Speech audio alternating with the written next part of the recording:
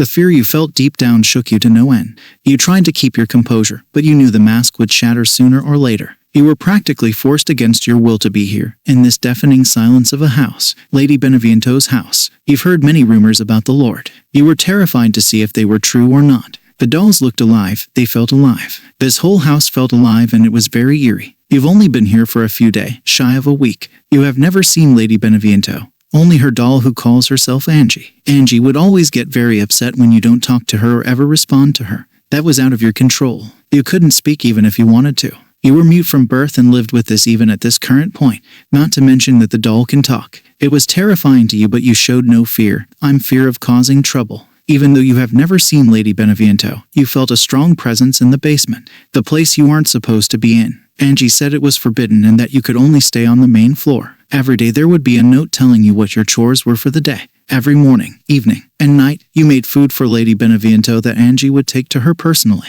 Today was no different than any other day. Cook, clean, cook lunch, clean again, cook dinner, clean again, then go to bed. You did notice the dolls have moved around the house. You have seen their eyes move and follow you. This confirmed that the dolls were alive. That rumor was very true, and you can confirm that with pure confidence. The worst part is that some dolls have ended up in your room. You haven't heard them move, or was someone putting them in your room? It was very creepy and unnerving that dolls are watching you sleep. You went to bed early that night because you got all of your chores done earlier than normal. You could hear shifting and light clicking as you laid in your bed, slowly drifting to sleep. This morning's note was a little different. When you read it, you felt that familiar feeling of fear creep its way back into you. The more you read, the more fear took over you as anxiety started to kick in. Dear maid, this is your day off. However, I would like you to make breakfast and bring it to the workshop that's at the end of the hall in the basement. Please get this done as soon as you read this. I will have the doors unlocked, but please knock before you enter. Try not to spill the food in the elevator, and if you do, that's okay. D. Beneviento. Mother Miranda had brought you here. She told you that you were to spend your days here as a maid. You knew that the four lords were something to worship. Disobey, you will never be seen again. You have seen this many times. Plus, without hesitation, you got to work on making breakfast for you and your lady. As you neared the elevator, your fears struck you hard. Your hands were starting to shake, heart pounding in your ears, and your breathing was uneven. As you took your first steps into the basement, your heartbeats only got louder. As you got closer and closer to the workshop doors, you felt like you were going to pass out or have a panic attack. You was shaking violently as you knocked on the dark oak doors before entering. When you closed the door and faced the room, your heart stopped. You saw Angie, yes, but adjacent to Angie was a woman in a mourning garb and a veil. This was Lady Beneviento, the lord that is a ghost with a doll. The very one who creeps everyone in the village out. The very one you work for, and now you are truly in her presence. You actually came. You came. Angie jumped with joy. You swallowed hard and tried to relax your nerves. You bowed before you set the tray of food onto the nearby clean table. You set Lady Beneviento's plate in front of her with a nice cup of tea with 2 teaspoons of sugar in it. See, Angie suddenly shouted out. She doesn't talk. She's too scared to talk. Your whole body tensed. Angie was very loud, very animated. Lady Beneviento tilted her head ever so slightly, but with how paranoid you were, you paid attention to the smallest of movements. Why won't you talk? Huh, Angie yelled. You flinched back and the room felt very dense. Angie suddenly whined while looking at Lady Beneviento. But Donna, she has to speak eventually. I don't want to wait. Donna, was that Lady Beneviento's name? That would explain the D before the Beneviento. From what your mother had taught you, Beneviento was an Italian last name. Your mother was Italian and taught you how to understand and write it since you couldn't speak it. This for a moment made you wonder if Lady Beneviento was Italian and if she knew how to speak it. Your mind very quickly because plagued with fear again once Angie came up to you. I understand that you are most likely terrified out of your mind.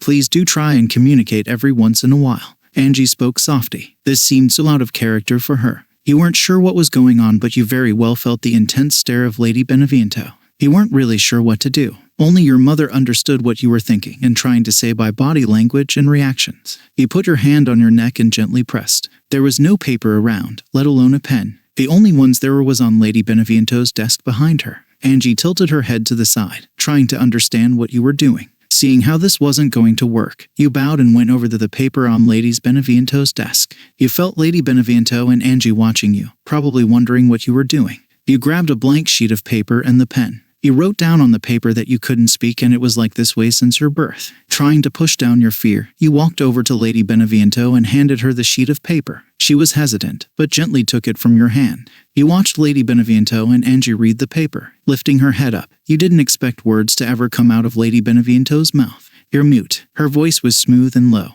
You nodded your head, confirming her question. It was now clear why you haven't said a word for almost a week. It wasn't because you were scared, it was far from it.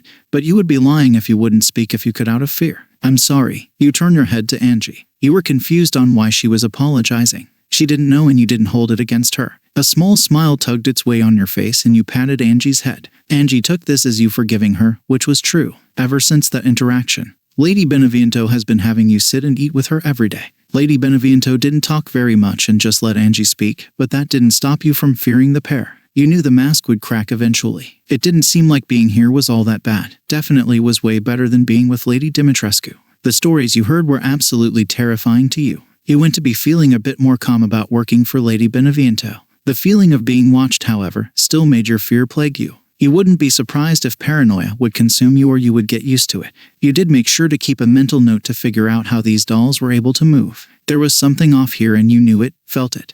It was a chilly morning. You woke up shivering and the fact that you had few clothes and they were all thin didn't help in the slightest. It never crossed your mind, but Lady Beneviento and Angie have never once asked your name, not even yesterday. You found a notebook with the Beneviento crest and another note with a pen attached to it. "Dear maid, I do want to apologize for Angie's behavior once again. I also apologize for my behavior as well since it wasn't all just Angie. Now knowing you are mute, I got you this notebook and pen to write in. It will take me time to understand your body language, but at least I can get to know you better. Can't wait to talk again. D. Beneviento." There it was again. D. Angie did say Donna, but you weren't too sure if that actually was her name or not. However, why is Lady Beneviento apologizing? You haven't met her, so why would she lash out at you? You took the book and pen with you as you made breakfast again. You took your book and pen with you as you ventured back down into Lady Beneviento's workshop. When you got to the workshop doors, you knocked on them gently before walking in. Angie jumped with joy upon seeing you. The fear was still there with you, but it did make you smile to know that Angie was happy to see you.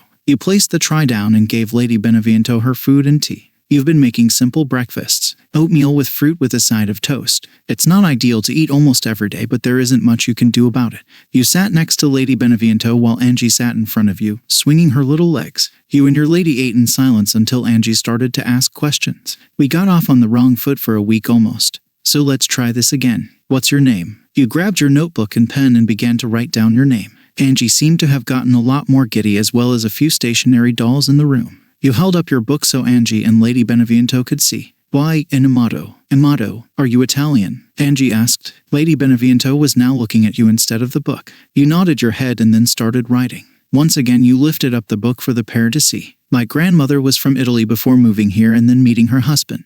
Then my mother came along and was raised in the village like I was." You watched Angie bounce with joy. This took you by surprise. You weren't sure what exactly happened to have caused that. You started to write in your book again with a question you had since you first heard the name. This time you faced the book at Lady Beneviento. "Out of curiosity, is your name Donna?" I recall Angie saying it the first time I actually met you. Angie looked at Lady Beneviento.